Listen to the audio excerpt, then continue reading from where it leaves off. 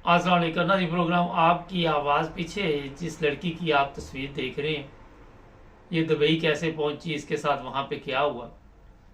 पाकिस्तान के जैसे जैसे हालात ख़राब हो रहे हैं, हमारे जो मिडिल तबका है वो भी गुर्बत का शिकार होते जा रहे हैं, और इसी वजह से पाकिस्तान लोग छोड़ने पर मजबूर है।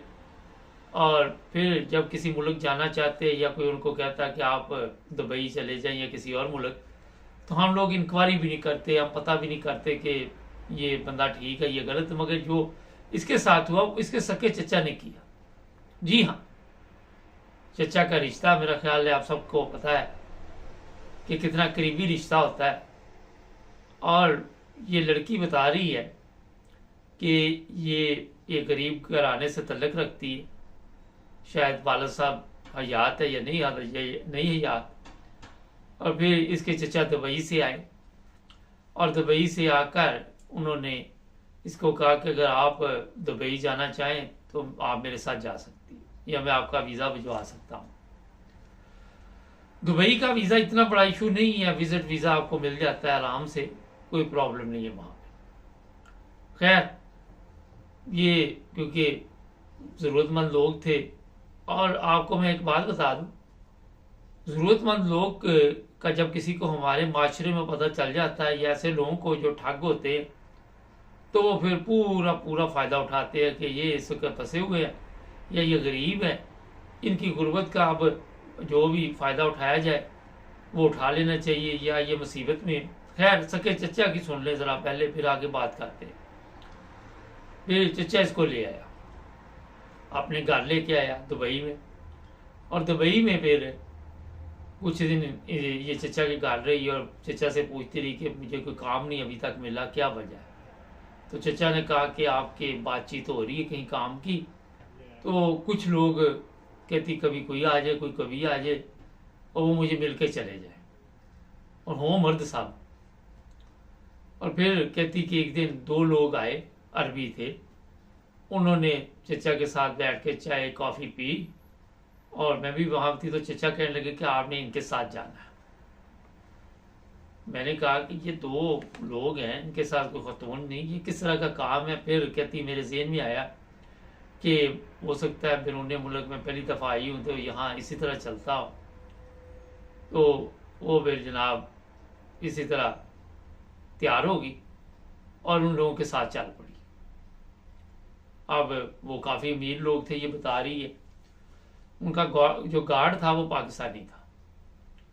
तो जैसे ही गाड़ी में बैठे, गार्ड भी साथ था, तो गार्ड ने कहा कि बेटा आपको कौन सी मजबूरी यहाँ ले आई है। उसने कहा कि मैं काम के लिए आई हूँ, मेरे चचा ने इन लोगों के साथ बात की है। उसने कहा कौन सा काम, ये तो आपको खरीद के लाए हैं 2 करोड़ रुपये पाकिस्तानी में। कहने लगी, मैंने कहा नहीं मेरे चचा ऐसे नहीं कर सकते।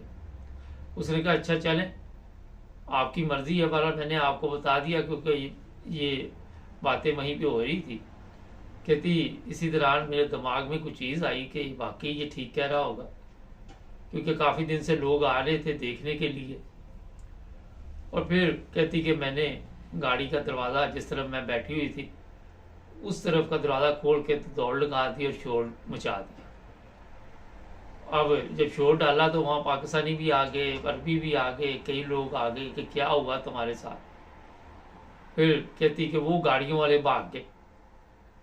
अब प्रॉब्लम ये हुई कि इस लड़की को पुलिस के हवाले किया गया। एक पाकिस्तानी ने कहा कि आपको मैं पुलिस स्टेशन लेके जाता हूँ, वहाँ पे बातचीत हुई। तो इसने बताया कि इस तरह मेरे चचा ने पाकिस्तान से मुझे यहाँ तक लाने में मदद की और फिर बेचने में ये कारनामा अंजाम दिया। अब ये नई आई हुई थी, इसको ये नहीं पता था कि चचा रहते कहाँ में है, और वो लोग उन लोगों का तो बिल्कुल ही नहीं पता था। खैर, पुलिस ने इंक्वायरी शुरू की। सबसे पहले उन्होंने इसका बयान लिया, लेने के बाद फिर इसे पाकिस्तान वापस भिजवाया, क्योंकि इसके पास 1 महीने का वीज़ा होगा शायद, या जितना भी था, कोई वर्क वीज़ा नहीं था।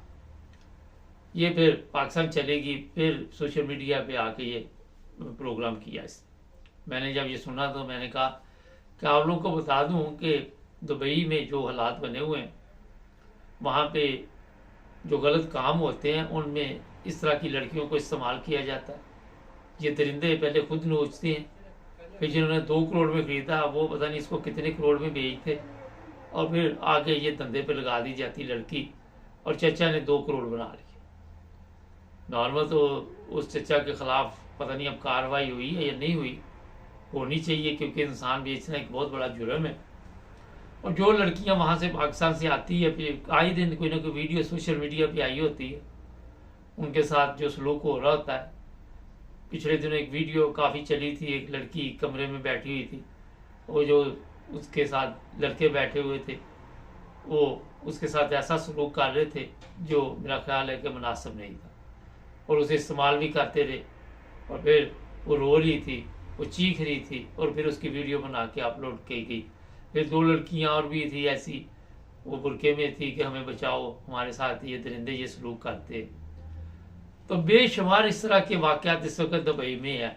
दुबई सिर्फ इसलिए नहीं बेहतर कि वहाँ पे पैसा बहुत है, वहाँ पे इस तरह के काम भी बहुत तेज़ी के साथ फैल रहे हैं, और यही वजह है कि लोग दुबई का रुख करते हैं याशी के लिए भी। 2 नंबर पैसा जिनके पास है वो भी दुबई का रुख करते हैं, और दुबई में भी फ्रॉड आप सबके सामने है कि किस तरह होता है। ये सिर्फ लड़कियों का मामला नहीं, मुझे पिछले दिनों किसी ने प्रॉपर्टी के मामले में बताया कि हमारे लोग ही फ्रॉड करते हैं। अब सगा चाचा जो है वो इस लड़की को बेच किया, तो दूसरे लोगों से आप क्या उम्मीद रख सकते हैं। ये मैंने इसलिए आपको बताया कि अपनी बच्चियों को जब भी कोई मुलाजमत के लिए आप देखते हैं कि जाएं ज़रूर, ये नहीं कि नहीं जाएं, जाना चाहिए, ये कोई प्रॉब्लम, मगर इंक्वायरी करें, पता करें कि कौन लोग हैं। चचा पे भी तबार ना करें, रिश्तेदारों पे भी तबार ना करें। हमारे यहाँ क्योंकि माशरा ऐसा है, हमारे खून ऐसे बन चुके हैं, लालच आ चुकी है, हर जगह पे पैसे की अहमियत है। जब हर जगह पे आपको दौलत की अहमियत नज़र आ रही हो तो वहाँ पे रिश्ते कमज़ोर हो जाते हैं। लालच इतना बढ़ चुका है कि हम किसी ऐसे रिश्ते का भी एहतराम नहीं करते। चचा भतीजी का रिश्ता आपको हमें बताने लगूँ तो काफ़ी टाइम चाहिए, मगर आप समझदार हैं लोग। तो इसलिए ये काम जो आप लोग जाके यूरोप इधर दुबई वगैरह में करना चाहते हैं, उसके लिए सबसे पहली ज़रूरी चीज़ जो है वो अच्छी तरह पता करके घर से निकलें। जब आप एक दफ़ा अपनी ज़िंदगी बर्बाद कर लेंगी वहाँ, फिर वहाँ से निकलना मुश्किल है, फिर वापस आना मुश्किल है। कोई ऐसा ही रास्ता निकले कि आप पुलिस तक पहुँच जाए किसी तरह, क्योंकि ये लोग बंद करके रखते हैं। आपका राब्ता ही नहीं होता, ना आपके पास मोबाइल फ़ोन होता है, ना आपके पास कोई और तल्लक होता है। आपने देखा इस तरह के वाक़यात कई दफ़ा हमारे ड्रामों में भी दिखाए जाते हैं ताकि सबक हासिल किया जाए, मगर कमी नहीं हो रही, क्योंकि हमारे मुल्क के मसाइल इतनी हैं, गुर्बत अफलास इतनी बढ़ चुकी है कि कमी हो नहीं सकती। हमें जैसे ही कोई छोटी सी भी खुशी मिलती है फिर हम आंधे हो जाते हैं, हम गौर व फिक्र नहीं करते। गरीब के पास वैसे ही अक्ल नहीं होती, क्योंकि उसको तो रोटी की पड़ी होती। आप अंदाजा यहाँ पे भी देख रहे हो, गरीब लोग आते हैं उनको बड़ी मुश्किल से अक्ल आती है। यूरोप में मैं बेशुमार लोगों को जानता, हरकतें वही होती हैं, वही हालात होते हैं, क्योंकि वो दिमागों में बैठ जाती है। तो इसमें से आज़ाद होना बड़ा मुश्किल काम है। तो पाकिस्तान में तो आपको पता ही है, अगर यूरोप में आके एक गरीब आदमी की हालत ये रहती है तो पाकिस्तान में तो फिर अंदाज़ा लगा ले कि वो किस हाल में ज़िंदगी गुजार रहा होता है। और जैसे ही कोई चमक नज़र आती है हम दौड़ लगा देते हैं बगैर सोचे समझे कि ये किस चीज़ की चमक है और क्यों ये लोग हमारे ऊपर मेहरबान हो रहे हैं बगैर वजह की। क्या वजह है? कई लोग शादियां करके ले आते हैं, वो यहाँ पे धंधे पे लगा देते हैं दुबई वगैरह में, और इस तरह के वाक़यात हमारे आम होते जा रहे हैं। यहाँ से भी आप अंदाज़ा लगा सकते हैं कि पाकिस्तान में भी ये सब कुछ होता है। ये नहीं कि पाकिस्तान में नहीं होता, दुबई से ज़्यादा पाकिस्तान इंडिया में होता है। इंडिया में बेशुमार इस तरह की लड़कियां अगवा करके बेची जाती है, पाकिस्तान में बेची जाती है, हर जगह पे ये। यहाँ भी यूरोप में भी ग्रोह इस तरह के फिर रहे होते हैं जो इनको काबू में इस तरह की लड़की आ जाए तो वो वहाँ पहुँचा देते हैं जहाँ पे गंदे काम होते हैं।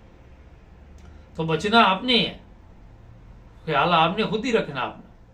हमारे चैनल को सब्सक्राइब करें। अभी इरफान अहमद खान साहब से एक प्रोग्राम करेंगे और बड़ा अहम प्रोग्राम में जुड़े रहे हमारे साथ।